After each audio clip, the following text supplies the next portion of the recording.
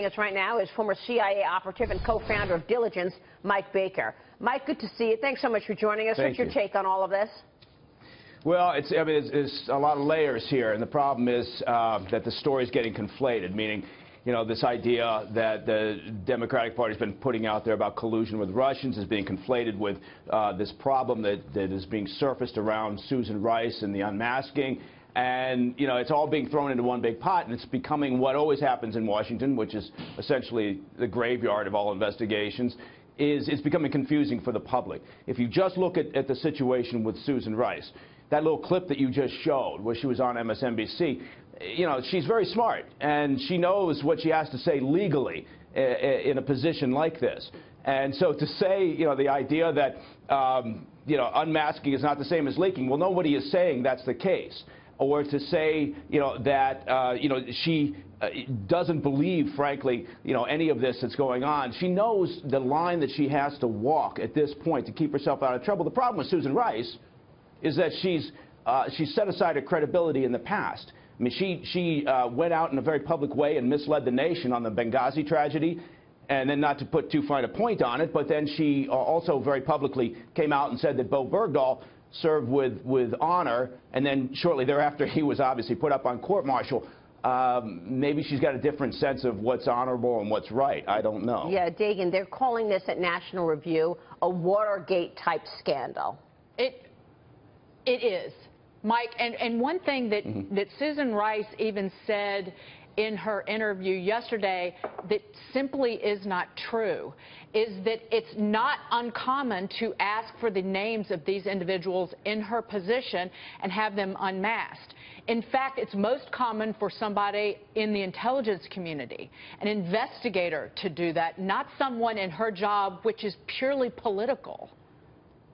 Right. Well, I mean, she, again, knowing what she needs to say, because I think she's aware of the potential here for a minefield.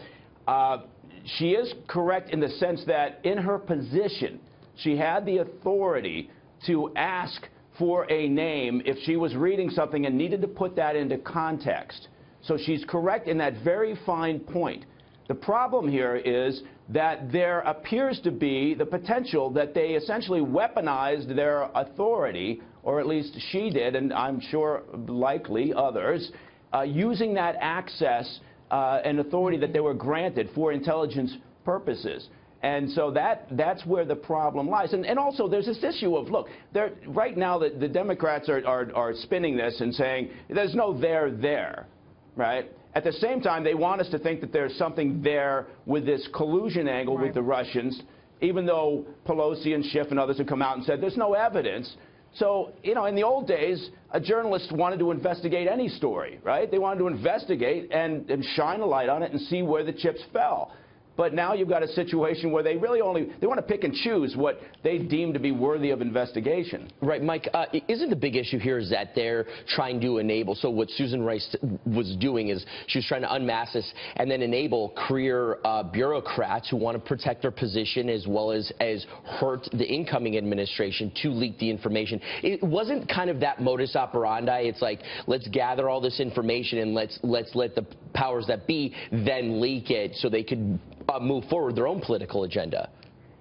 Well, you could make that case right now. Clearly, investigations are going on all over the place. The House Intel Committee, the Senate Intel Committee, the FBI, they're all doing their investigations. So we have to allow it. But my point, I guess, would be, yes, let's do all those investigations. I don't have a lot of confidence in the House Intel Committee. It's just too partisan. And there's some good reason for calling in an independent committee for an investigation here. But yes, it's certainly, it's got the smell of a problem. And I suspect that the way it began was legitimate enough, meaning that, yes, of course, we're monitoring foreign nationals like Ambassador Kislyak, the Russian ambassador. That's what you're supposed to do to protect national security interests. Believe me, the Russians spend a great deal of time, as do the Chinese and a variety of others, monitoring our personnel for their own national security purposes. So doing that, there was incidental collection, as has been talked about, and that's perfectly legitimate. But then what I suspect happened was it became titillating. It became, okay, during the course of the campaign, look at this. Well, we've got some individuals here that we'd sure like to know what they're talking about. It has nothing to do with Russia. and then it sort of took on a life of its own, not in an official way. But in Washington, that's how a lot of these things develop. It's just sort of a drip, drip, drip, and then all of a sudden, you know, there's some people reading this intelligence, and it's just too good to put down. Yeah, and this is Kirsten, this is the letter that Marsha Blackburn and the House and Chris Collins sent to the intelligence committees. It is difficult to imagine a more intrusive and heavy-handed tactic being employed by our government. The matter is worthy of immediate congressional examination, demanding Susan Rice to testify. Oh, she absolutely needs to. And, you know, these civil liberties protections are in place for a reason.